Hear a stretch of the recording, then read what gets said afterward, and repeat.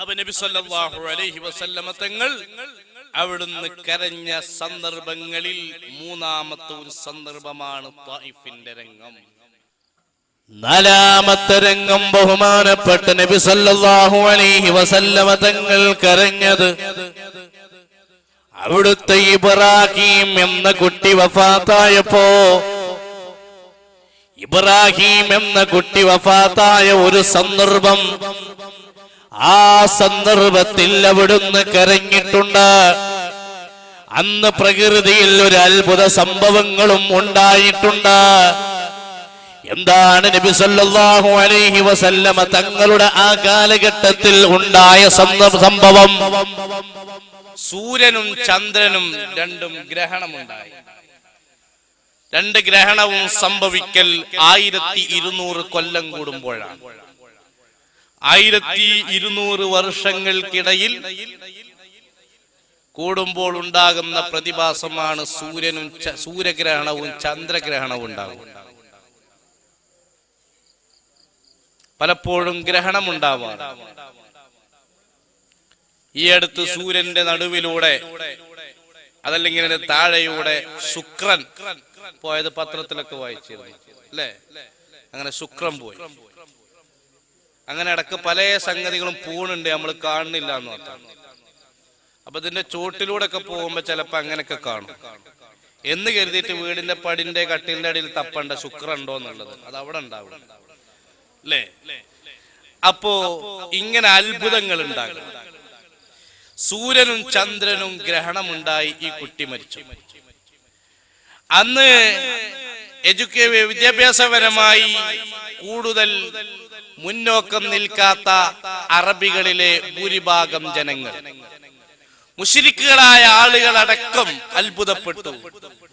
നബി സല്ലല്ലാഹു അലൈഹി വസല്ലമ തങ്ങളുടെ കണ്ടോ, മുഹമ്മദിന്റെ മകൻ മരണപ്പെട്ടപ്പോൾ പ്രകൃതി പോലും പണിമുടക്കിയിരിക്കുകയാണ്. ഒരാള് മരണപ്പെട്ടാലും ദുഃഖസൂചകമായി കറുത്ത പതാക കെട്ടാനോ കറുത്ത കൊടി കെട്ടാനോ ഇസ്ലാം അനുവദിക്കുന്നില്ല. അത് ചെയ്യാനും പാടില്ല. അത് സവാഉൻ കാന ലെഫ്റ്റൻ ഔ റൈറ്റൻ, ഇടതൻ ഔ വലതൻ, ചോപ്പൻ ഔ പച്ച, ആരാണെങ്കിലും. അങ്ങനെ ഒരു വകുപ്പ് കറുപ്പ് കൊടിയെടുത്ത് പ്രതിഷേധം സൃഷ്ടിക്കുക, അതല്ലെങ്കിൽ ദുഃഖം ആചരിക്കുക എന്ന ഒരവസ്ഥയില്ല. തഅസിയത്തുണ്ട് സുന്നത്തായത്. തഅസിയത്ത് മയ്യത്തിന്റെ കുടുംബക്കാരെ ആശ്വസിപ്പിക്കലാണ്, അതല്ല വിഷയം. മുശ്രിക്കുകൾ അവരെല്ലാവരും പറഞ്ഞു, കണ്ടോ കണ്ടോ മുഹമ്മദിന്റെ കുട്ടി മരണപ്പെട്ടപ്പോ പ്രകൃതി പോലും പണിമുടക്കി. അതൊരവസരമായിരുന്നു, വേണമെങ്കിൽ ഉപയോഗപ്പെടുത്താമായിരുന്നു.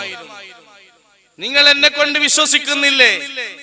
എന്റെ കുട്ടി ഇതാ മരണപ്പെട്ടിരിക്കുന്നു. ഈ കുട്ടി മരണപ്പെട്ടപ്പോൾ പ്രകൃതിയിൽ പോലും ആ പ്രതിഭാസം കണ്ടില്ലേ?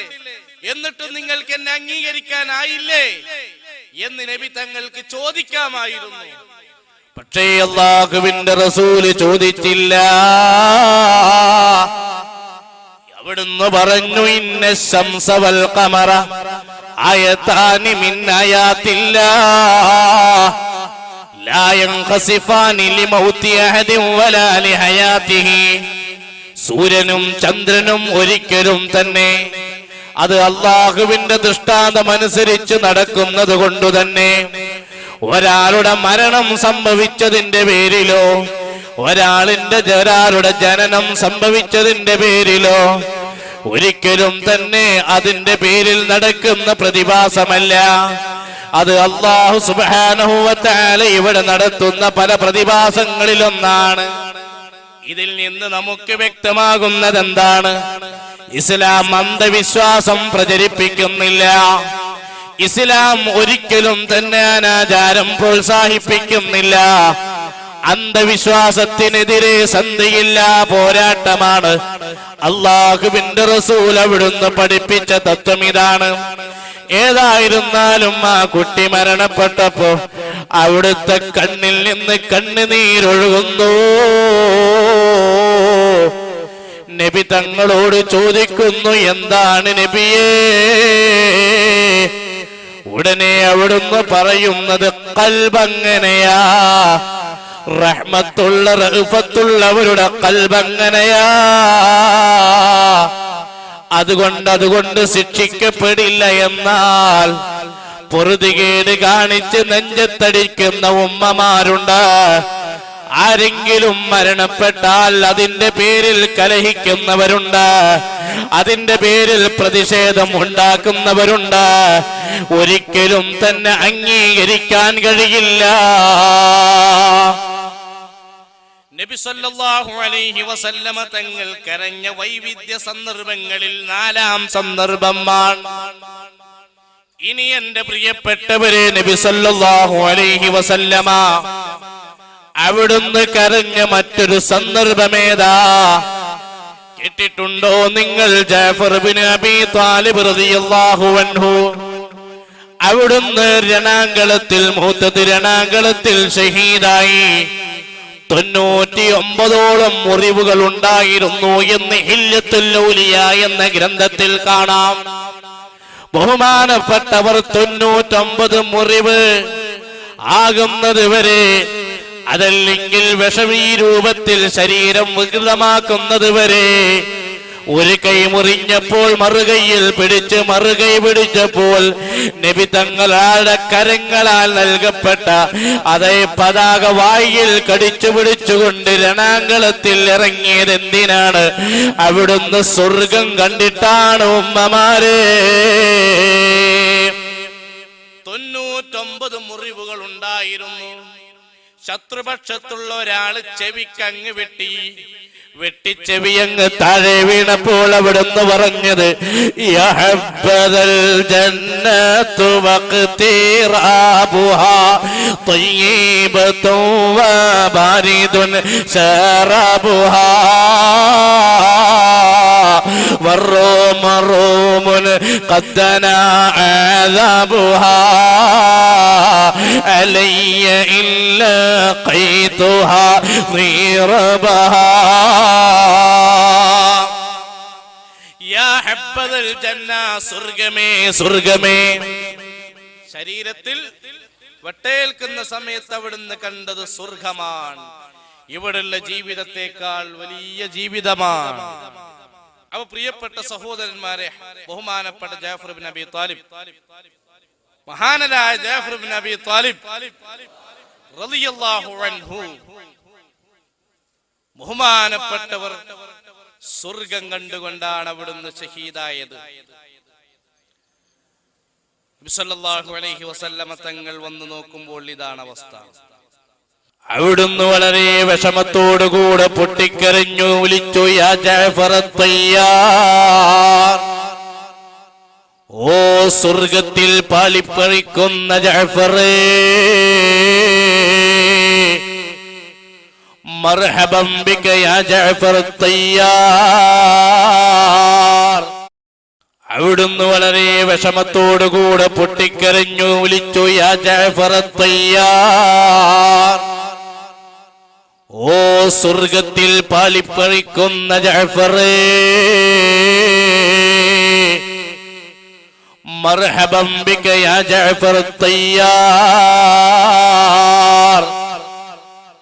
ഓ മംഗളം മംഗളം സ്വാഗതം എന്ന് വിളിക്കുന്നു.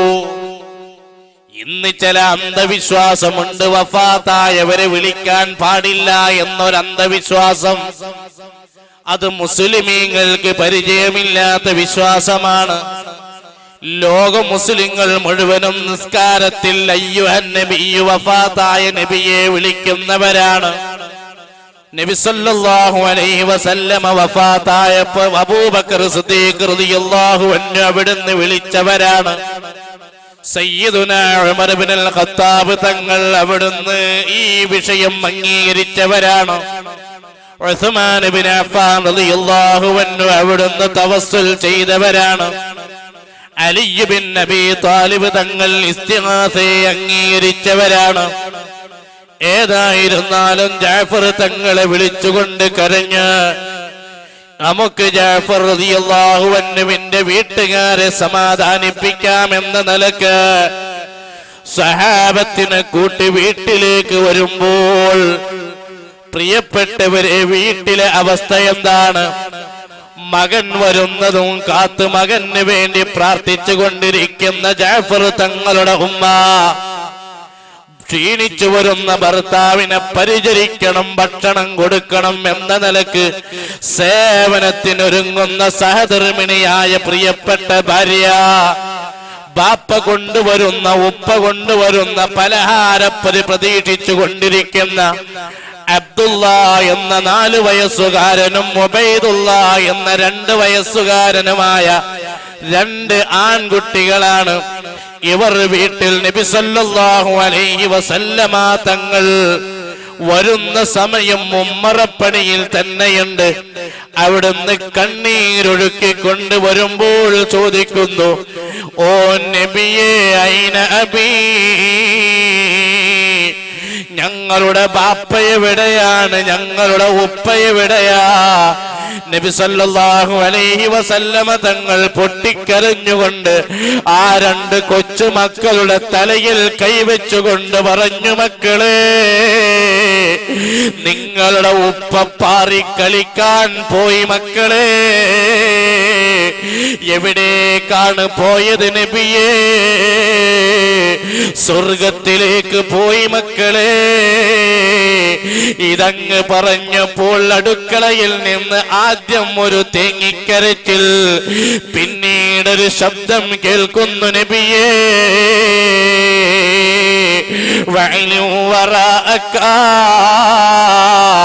ശിഷ്ടകാലത്ത് ജീവിക്കുന്ന ബാക്കിയുള്ളവരോടും ഇത് പറഞ്ഞു കൊടുക്കണം. എനിക്ക് സന്തോഷമായി നബിയേ, എന്റെ പുന്നാര ഭർത്താവിനോടൊത്ത് ഭൗതിക ലോകത്ത് ജീവിക്കാൻ കഴിഞ്ഞിട്ടില്ലെങ്കിൽ തന്നെ എനിക്ക് കൂടുതൽ കാലം ആ മാരീഡ് ലൈഫ് എൻജോയ്മെന്റോടെ ആസ്വദിക്കാൻ കഴിഞ്ഞിട്ടില്ലെങ്കിൽ തന്നെ എനിക്ക് സ്വർഗത്തിൽ പ്രതീക്ഷയുണ്ട് നബിയേ. അതിനു വേണ്ടി അങ്ങ് ദുആയിരക്കണം നബിയേ. എന്റെ ഉമ്മമാരെ, ക്ഷമയുള്ള ജാഫർ തങ്ങളുടെ ഭാര്യ പറയുന്നു, ആ നിലക്കുള്ള ഉമ്മമാരാണ് കഴിഞ്ഞു പോയവർ. കാരണം അവര് റബ്ബിനെ ഭയപ്പെട്ടവരാ, യജമാനനായ റബ്ബിനെ ചിന്തിച്ചവരാ. ഫാത്തിമ ബീവി കിടന്നുറങ്ങുന്നതിന്റെ മുമ്പുള്ള അവസ്ഥ മഹാന്മാര് പറഞ്ഞില്ലേ, ബല്ലത്ത് വിസാദതുഹാ ലയാലീലിദം ഇഹാ മിൻ തൂലി ഖശിയതിഹാ വമിൻ തഖ്വാഹാ. കരഞ്ഞ് കരഞ്ഞവിടുത്തെ തലയണ നനഞ്ഞ് കുതിരുമായിരുന്നു. അങ്ങനെ ദിക്റ് ചൊല്ലി ദുആ ചെയ്ത് റബ്ബിന്റെ മുമ്പിൽ ഖൽബ് വെച്ചിട്ടാണ് മഹദിയായ ഫാത്തിമ ബീവിയെ പോലെയുള്ളവർ ഉറങ്ങാറുള്ളതെങ്കിൽ ഉദിഫഗീലിൽ മതി വരാതെ നോമ്പാതോ വീടോത്തെ പെരിയവന്റെ ഖൗഫിനാലെ തോന്ന ഇബാദത്തെ മരണമാകും എണ്ട് വീണ്ട് ഓതിയൻ ആമാലേ മാനിദാ സൂറത്ത് തീരോ മുമ്പ് മൗതായാരേ. നഫീസത്തുൽ മിസ്രിയ റളിയല്ലാഹു അൻഹായ പോലെയുള്ളവർ ആ രൂപത്തിൽ ജീവിച്ചവരാണെങ്കിൽ പ്രിയപ്പെട്ട ഉമ്മ, അവര് വരച്ച് കാണിച്ച ആദർശത്തിലൂടെ ജീവിച്ചോ, അവര് ജീവിച്ച സംസ്കാരത്തിലൂടെ കഴിഞ്ഞോ? ഇവിടെയുള്ള ഭൗതിക ലോകത്തെ ജീവിതത്തിന്റെ ആയുഷ്കാലത്തിന് എന്ത് കുറിച്ചുകൊണ്ട് ഇവിടെ നിന്ന് യാത്ര പോകുന്ന ഒരു ദിവസമുണ്ട്. ആ ദിവസം മറ്റൊരു യാത്രയുടെ പ്രാരംഭമാണെന്ന തിരിച്ചറിവ് വേണം. അതെ, ഇത് പ്രവർത്തനത്തിന്റെ ലോകമാ, നമുക്കൊരു പ്രതിഫലത്തിന്റെ ലോകം വരാനുണ്ട്. ഇത് കർമ്മത്തിന്റെ ലോകമാ, നമുക്കൊരു ധർമ്മത്തിന്റെ ലോകം വരാനുണ്ട്. ആ ചിന്തയാണ് സഹാബി വനിതകൾക്കുണ്ടായിരുന്നത്. ആ ചിന്തയാണ് പൂർവികരായ ആളുകൾക്കുണ്ടായിരുന്നത്. ജഅഫർ തങ്ങളുടെ ഭാര്യ അങ്ങ് കരഞ്ഞു. പിന്നീട് സമാധാനത്തോടെ പ്രതികരിച്ചു. നബി തങ്ങൾ ഈ 2 കൊച്ചുമക്കളുടെ തലയിൽ തലോടിക്കൊണ്ട്, 2ഉം 4ഉം വയസ്സുകാരായ മക്കളുടെ തലയിൽ തലോടിക്കൊണ്ട് കരഞ്ഞുകൊണ്ട് ഉമ്മയോട്, മഹമ്മദ് സഹധർമ്മിണിയോട്, ഈ കുട്ടികളുടെ ഉമ്മയോട് ചോദിക്കുന്നു, ഈ മക്കളെ എനിക്ക് തരുമോ? യതീമക്കളുടെ തലയിൽ തലോടൽ പുണ്യമാണ്. ഞാനും നിസ്കരിച്ചവരും ഇങ്ങനെയാണെന്ന് നബി തങ്ങൾ പറഞ്ഞിട്ടില്ല. ഞാനും നോമ്പെടുത്തവരും 2 വിരലുകളെ അടുപ്പിച്ചടുത്തവരാണെന്ന് പറഞ്ഞിട്ടില്ല. ഞാനും നോമ്പെടുത്തവരും അങ്ങനെയാണെന്ന് പറഞ്ഞിട്ടില്ല. ഞാനും ഹജ്ജ് ചെയ്തവരും അങ്ങനെയാണെന്ന് പറഞ്ഞിട്ടില്ല. ഞാനും ജിഹാദ് നടത്തിയവരും അങ്ങനെയാണെന്ന് പറഞ്ഞിട്ടില്ല. അനവ കാഫിലുൽ യതീമി ഹകദാ ഫിൽ ജന്ന. ഞാനും യതീമക്കളെ പോറ്റുന്നവരും ഇങ്ങനെയാണെന്ന് ഹബീബ് മുഹമ്മദ് മുസ്തഫ സല്ലല്ലാഹു അലൈഹി വസല്ലമ തങ്ങൾ പറഞ്ഞിട്ടുണ്ട്. അതുകൊണ്ട് യതീമക്കളെ പരിപാലിക്കണോ, യതീമക്കളെ സ്നേഹിക്കണോ, യതീമക്കൾക്ക് ഖിദ്മത്ത് എടുക്കുന്നവരെ എന്തെങ്കിലും പറഞ്ഞ് വിമർശിക്കരുത്. അവരവർക്ക് തന്നെ എടുക്കാനും വിരിക്കാനും പുതക്കാനും ഉണ്ടാകുമ്പോ അന്യരുടെ അപരാധം അന്വേഷിക്കാതെ സ്വയം കുറവുകൾ കണ്ടെത്തി പരിഹരിക്കാനാണ് ഒരു മുസ്ലിം ശ്രദ്ധിക്കേണ്ടതെന്ന് സാന്ദർഭികമായി ഉണർത്തുകയാണ് സമജ്ദാർ കേലിയെ ഇശാറ കാഫിയെ. എന്റെ പ്രിയപ്പെട്ട സഹോദര, പ്രിയപ്പെട്ട ഉമ്മ പെങ്ങന്മാരെ, മഹാനരായ അഷ്റഫുൽ ഖൽഖ് റസൂലുള്ളാഹി അവിടുന്ന് 2 കൈയിലും ഓരോ മക്കളെ പിടിച്ച് തലോടിക്കൊണ്ട്, ഞാൻ കൊണ്ടുപോവട്ടെ,